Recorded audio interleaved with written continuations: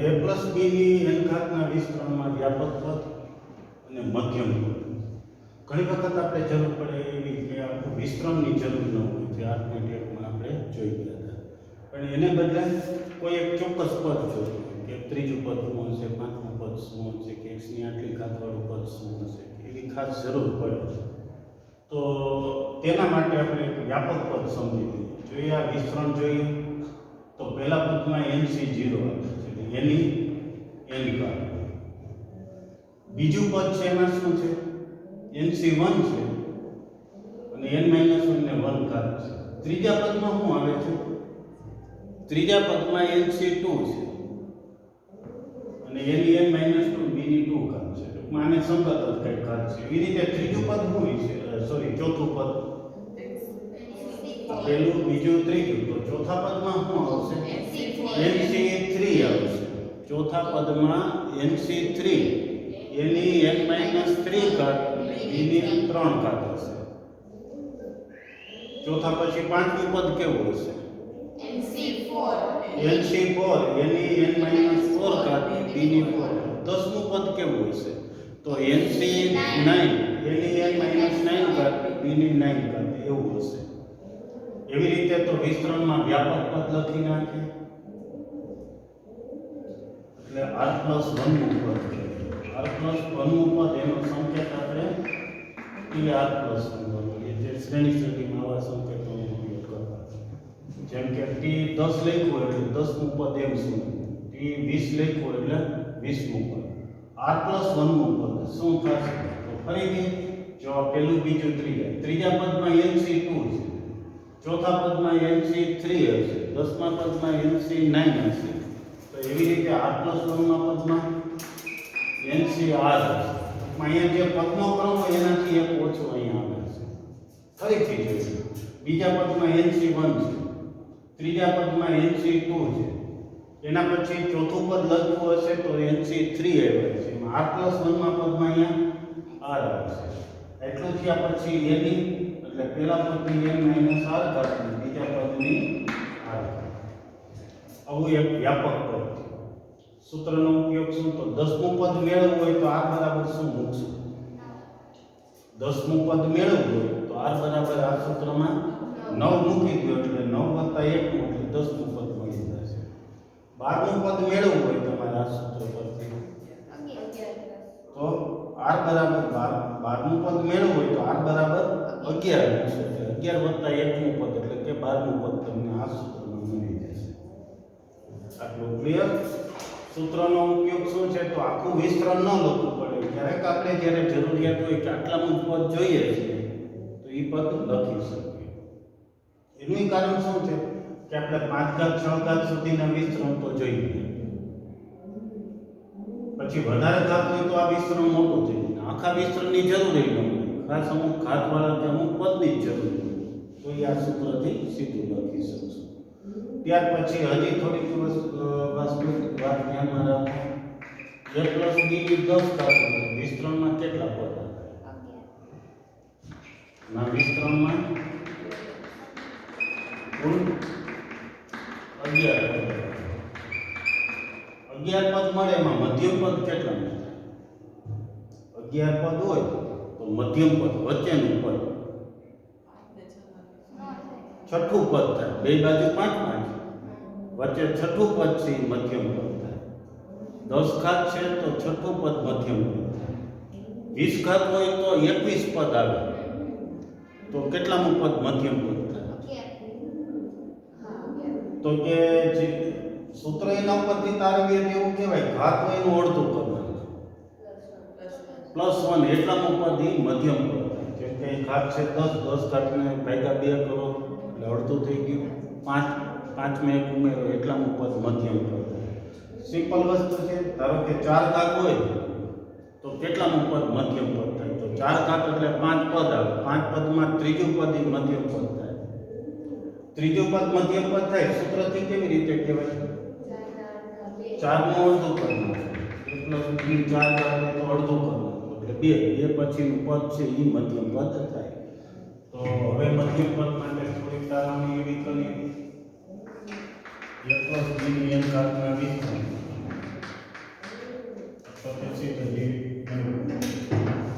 પહેલું જો n યુગ્મ હોય એટલે બેકી સંખ્યા હોય તો n/2 પ્લસ 1 નું પદ મધ્યમ પદ થાય.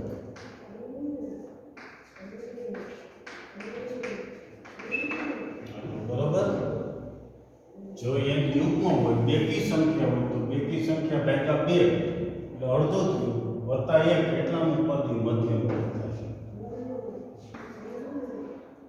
અહીં મધ્યમ પદ તો આ જ સૂત્ર ઉપરથી મળી જાય કોઈ પણ પદ આ સૂત્ર ઉપરથી મળી જાય તો n/2 પ્લસ 1 નું પદ જોઈએ છે એ મધ્યમ પદ થાય છે. મધ્યમ પદ બરાબર n/2 પ્લસ 1 નું પદ એ શું થશે? તો આ જ સૂત્રમાં r ની જગ્યાએ શું મૂકીએ તો આટલાનું પદ મળી જાય. તો r ની જગ્યાએ n/2 મૂકીએ. આ સૂત્રમાં r ની જગ્યાએ n/2 મૂકીએ. mc n/2 પેલા પદની r ની જગ્યાએ n/2 મૂકો તો n - n/2 એટલે શું થશે?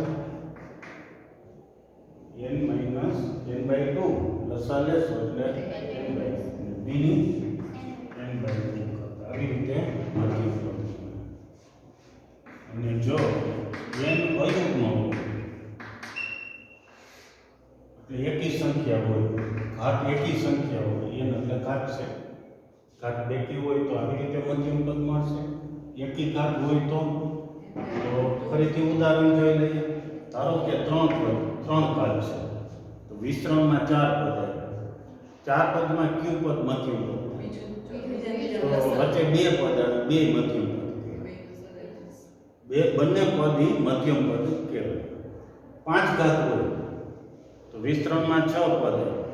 6 પદ આવે 1 2 3 4 5 6 તો આ બંને પદ એ મધ્યમ પદ કહેવાય. બંને પદ એટલે કેટલા? ત્રીજું અને ચોથું પદ એ મધ્યમ પદ. એટલે જ્યારે એકી ઘાત હોય ત્યારે મધ્યમ પદ 2 મળે. ક્યાં છે? તો એકી ઘાતમાં એક ઉમેરો ભાગ્યા 2 એટલાનું પદ અને એના પછીનું n + 1/2 પ્લસ 1 નું પદ એમ કુલ 2 મધ્યમ પદો.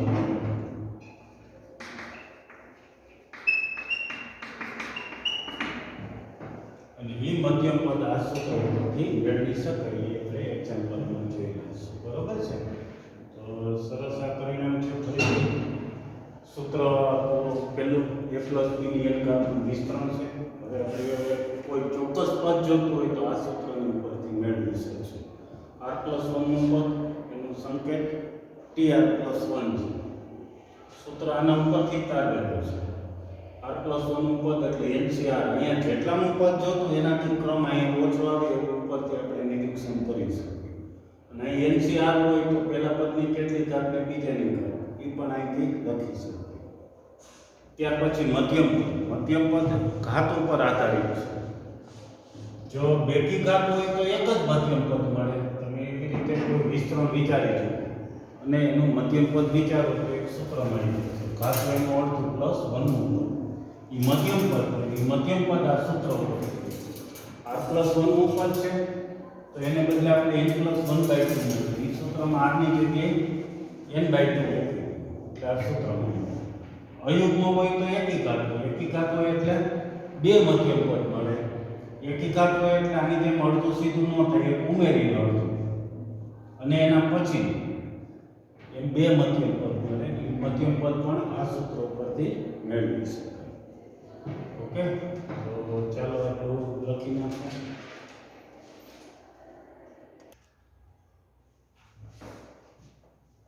ચાલો હવે x + 3 ની 8 ઘાતનું વિસ્તરણમાં x ની 5 ઘાતનો સરવાળો છે. બે રીતે મેળવી શકો. એક તો આનું આખું વિસ્તરણ લો. 8 ઘાત છે એટલે કુલ 9 પદ આવે. 9 પદ આવે 9 પદ લખો એટલે x ની 5 ઘાત વાળું ક્યાંક પદ આવશે ખરું.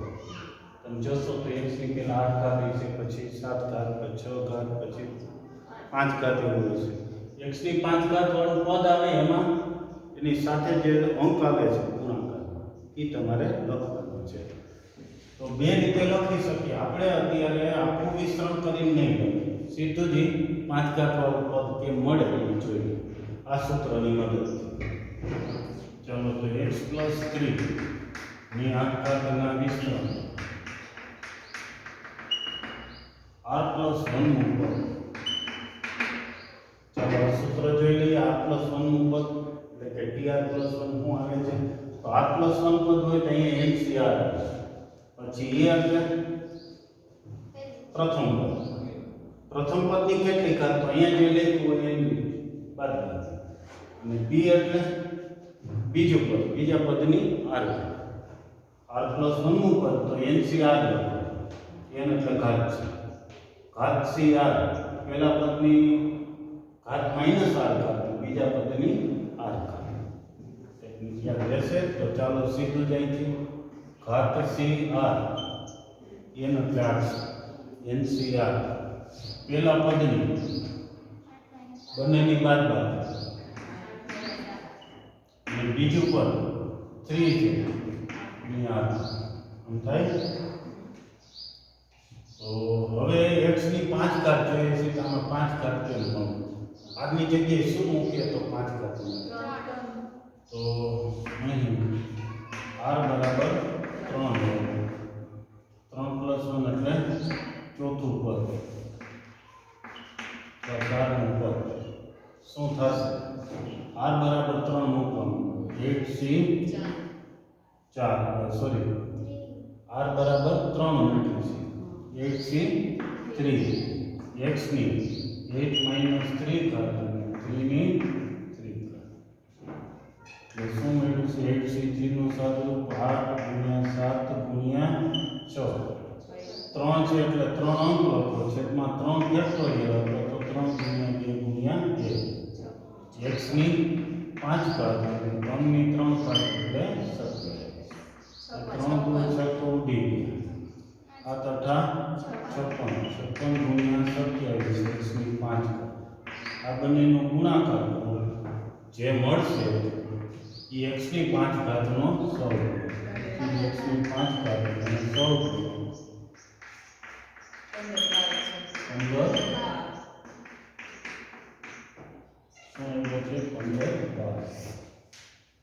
હજી એક એક્ઝામ્પલ જોઈ લઈએ. a - 2b ની 12 ઘાતના વિસ્તરણમાં a ની 5 ઘાત b ની 7 ઘાત વાળું પદ આવે એનો સહગુણક જોઈએ છીએ. ચાલો સૌપ્રથમ a - 2b ની 12 ઘાતના વિસ્તરણમાં સૌપ્રથમ r + 1 નું પદ એમનો લખવું તો સંકેત tr + 1 બે એક જ છે.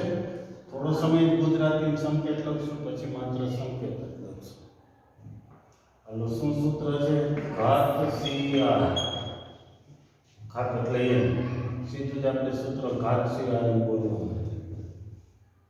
પેલું પદ a છે એની કેટલી ઘાત લખવાની છે? તો ncr હોય તો n - r અહીંયા 12 - r બીજા પદની r. બીજું પદ એટલે સોરી -2 ની છે. બરોબર ને? પેલું પદ a છે, બીજું પદ -2b. આ વિસ્તરણ હજી આનું સાદુરૂપ આપવું હોય તો એક લીટી લખીએ -2b ની r ઘાત એટલે -2 ની r ઘાત અને b ની r ઘાત એમ અલગ પણ લખી શકીએ. આપણે સીધું જ વિસ્તરણમાં આવી જઈએ. કેવું પદ જોઈએ છે? એની 5 ઘાત જોઈએ છે, b ની 7 ઘાત. તેમાં r બરાબર શું મૂકીએ તો એની 5 ઘાત આવે b ની 7 ઘાત. r બરાબર 7 મૂકશું તો મને એમ છે કે એની 5 ઘાત અને b ની 7 ઘાત છે એ મળી જશે. વિસ્તરણ એટલું સરસ આ પદ છે કે જે ઘાત વાળું પદ જોતો એની કિંમત અહીં મૂકો સીધું એ પદ તમને મળી જાય. પદ જોતો એ પદ મળે ને પદનો સહગુણક જોતો હોય તો સહગુણક મળે.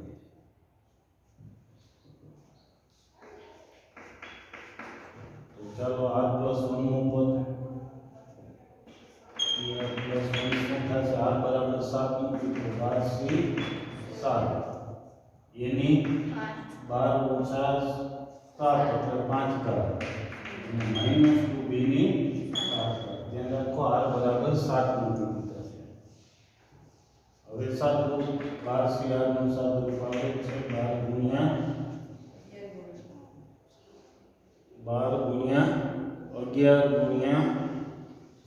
એટલે 12c થાય છે એટલી છે એ લખી દો 12 ગુણ્યા 11 ગુણ્યા 10 ગુણ્યા 9 ગુણ્યા 8 ગુણ્યા 5 ગુણ્યા 3 ગુણ્યા 2 ગુણ્યા 1 એની 5 ઘાત અને માઇનસ b 2 ની 7 ઘાત અને b ની 7 ઘાત. હવે સાદુરૂપ આપશો એટલે એની 5 ઘાત b ની 7 ઘાતનો સહગુણક. ઓકે, આટલું ક્લિયર? ચાલો આટલું લખી નાખો.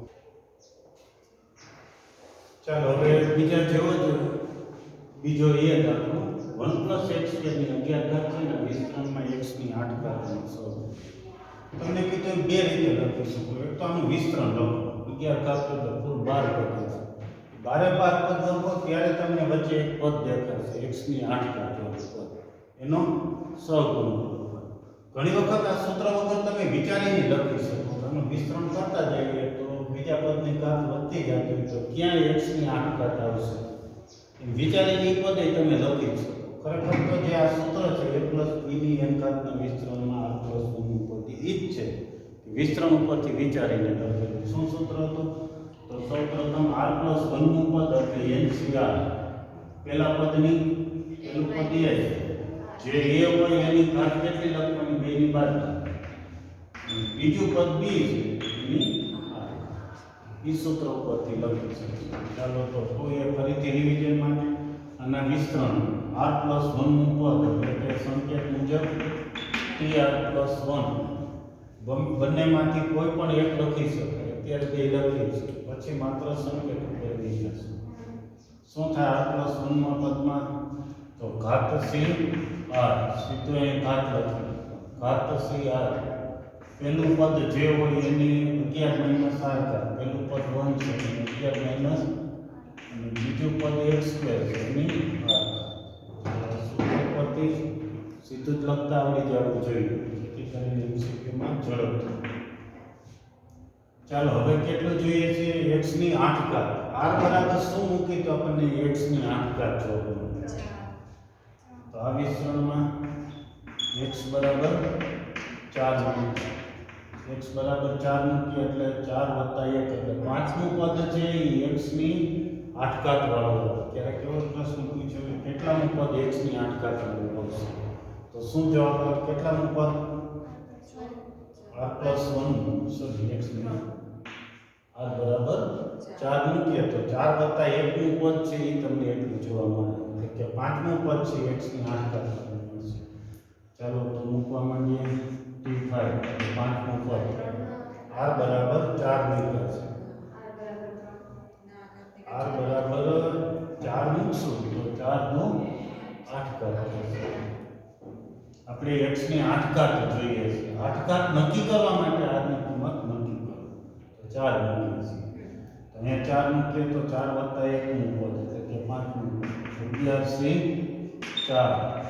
પહેલા પદની 11 - 4 ઘાત બીજા પદની 4 ઘાત. તો 11c 4 નું સાદુરૂપ શરૂ કરી 11 * 4 છે એટલે 4 અંક લખતા જશે 9 × 8 છેદમાં 4 ફેર કરીએ એટલે 4 × 3 × 2 × 1 એકની કોઈ પણ ઘાત 1 થાય x ની 8 ઘાત. આ સાદુરૂપ આપી દો જેટલો પેલા છેદ ઉડે એટલો ઉડાડશું તો 3 તેરી 9 એક આટલું થયું 4 × 8 11 તેરી 33 33 × 10 330 x ની 8 ઘાત. તો x ની 8 ઘાતનો સહગુણક શું મળ્યો? 330.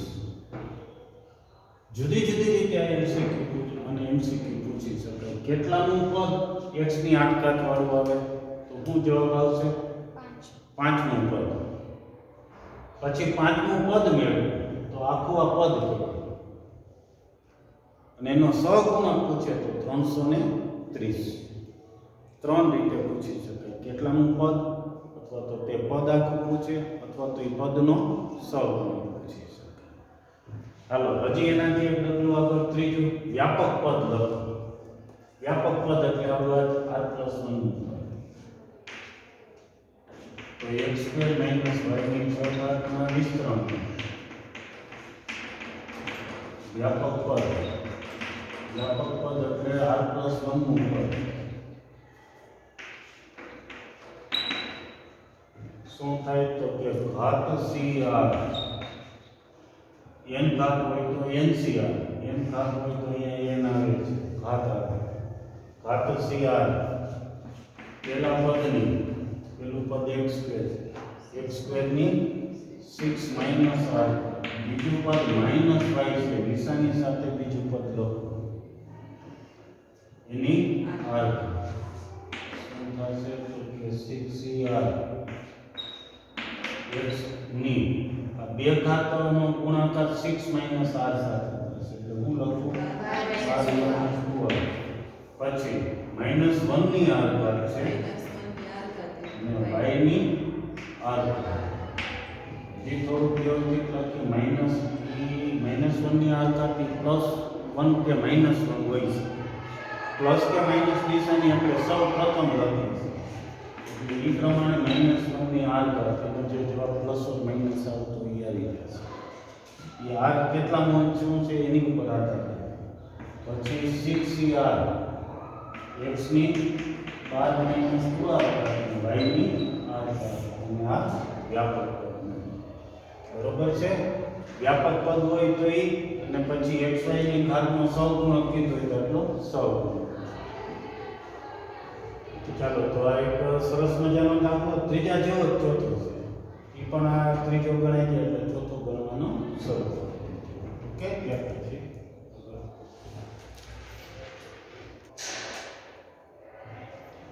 ચાલો ચોથા એક્ઝામ્પલમાં એવો છે ત્રીજા જેવો, વ્યાપક પદ લખો છે. વ્યાપક પદ એટલે r+1 નું પદ. બરોબર છે? ક્લિયર? અથવા સંકેત TR+1. શું સૂત્ર છે? પેલા ઘાત CR, NCR કરતા n એટલે ઘાત છે, સીધી બહાર મૂકી દેશે. પછી પેલું પદ x² છે એની 12 - r ઘાત. વ્યાપક રીતે NCR હોય તો n - r ઘાત, 12CR હોય તો 12 - r ઘાત. બીજું પદ શું છે? -yx ની r ઘાત. બસ આપણે આ લખવું છે 12CR x ની 24 - 2r ઘાત. કેવી રીતે? તો આ બેનો ગુણાકાર. પછી -1 ની r ઘાત, y ની r ઘાત અને x ની r ઘાત. ત્રણ પદ છે, -1 y ની x, ત્રણેયની થોડું ક્રમમાં લખી નાખીએ. જનરલી આપણે પ્લસ માઇનસ જે આ પદ આવે એ પહેલા લખીએ, પછી આ કોઈ કિંમત આવતી હોય તે x ની કેટલી ઘાત લખો તો x વાળા અહીંયા બે જગ્યાએ પદ છે, બે જગ્યાએ x આધાર લખો એટલે ઘાતનો સરવાળો 24 - 2r ને પ્લસ r માઇનસ y ની આટલું છે. આ વ્યાપક. આમાં તમને એવું પૂછ્યું કે y ની 3 ઘાતનો સહગુણક, તો r બરાબર 3 મૂકી દો એટલે y ની 3 ઘાતનો સહગુણક મળી જાય. એવું કીધું કે y ની 5 ઘાતનો, તો r બરાબર 5 મૂકી દો. અથવા x ની કઈ ઘાત પૂછી, x ની 21 ઘાત પૂછી, તો r બરાબર શું મૂકીએ તો x ની 21 ઘાત વાળું પદ મળશે. પણ તમે આમાંથી જાણી શકો. ટૂંકમાં હવે આપણે આખા વિસ્તરણની જરૂર નથી, 12 ઘાત હોય 13 પદ આવે એવું લખવાની જરૂર નથી. વ્યાપક પદ ઉપરથી આપણે કોઈ પણ પદ મેળવી શકીએ. ચાલો હવે એના પછી ચોથા પછી પાંચમો દાખલો, ચોથું પદ મેળવવાનું છે. એમાં ચોથું પદ તમે ફરીથી વિચારો તો તમને 8.1 ની રીતે લખી શકો, આવડી જશે. 12 ઘાત છે એટલે 13 પદ આવે, 13 પદ આવે ત્યારે લખવાની જરૂર નથી, તમારે ચોથું પદ લખવાનું છે. બીજી રીતે વ્યાપક પદ છે, એમાં આની જગ્યાએ કઈ કિંમત મૂકી દેશું તો T4 એટલે ચોથું પદ મળી જશે. આપણે અત્યારે તો એ રીતે શીખવાનું છે. અહીં TR પ્લસ 1 એટલે કે R પ્લસ 1 નું પદ TR પ્લસ 1 એટલે કે R પ્લસ 1 નું પદ ગુજરાતીમાં લખીએ જેથી કરીને તમારે R પ્લસ 1 નું પદ એટલે TR પ્લસ 1 શું થાય તો ઘાત CR NCR બોલતા એને બદલે ઘાત CR એમ બોલવાનું શરૂ કરી દે છે પહેલું પદ જે હોય અત્યારે x ની 12 માઈનસ r અને બીજું પદ છે માઈનસ 2y ની આટલું બરોબર સાદું રૂપ કોઈ તો આપી શકીએ અથવા તો સીધું તો અહીં r બરાબર 3 લે 3 મૂકશો એટલે 3 પ્લસ 1 નું પદ એટલે ચોથું પદ મળી જશે ચોથું પદ એટલે p4 મળી જશે શું કે છે r બરાબર 3 12c3 x ની 12 બાદ કરો ને -2y ની 3 સાદું રૂપ એક લખવાનું છે તમારે 12c3 નું 12 ગુણ્યા 3 છે એટલે અહીં 3 અંક લખશું 12 ગુણ્યા 2 ગુણ્યા 10 3 એક તો 3 ગુણ્યા 2 ગુણ્યા 1 x ની કેટલી ઘાત 9 ઘાત -2 ની 3 ઘાત અને y ની 3 એક લીટી સાદું રૂપ હજુ તમે બરોબર સરસ એક્ઝામ્પલ છે સમજી જાય તો મોટી વખત ગણી નાખશું ઓકે